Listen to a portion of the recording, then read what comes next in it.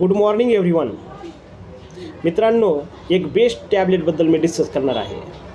फ्लेक्झॉन MR tablet. It is a tablet consist of combination of 3 ingredients called ibuprofen, paracetamol and chlorzoxazone. Ibuprofen is a non-steroidal anti-inflammatory drug. Paracetamol is a antipyretic, anti-fever, and chlorzoxazone is a muscle relaxant properties. तर ह्या टॅबलेटचा कधी use करायचा? हेडॅकमध्ये use आहे, डोकेदुखी, tooth pain, muscular pain, joint pen,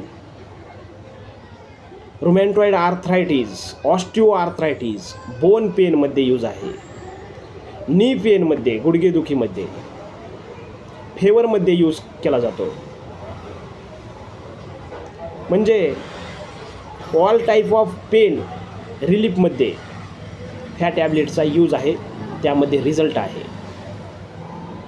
also improve movement of muscle.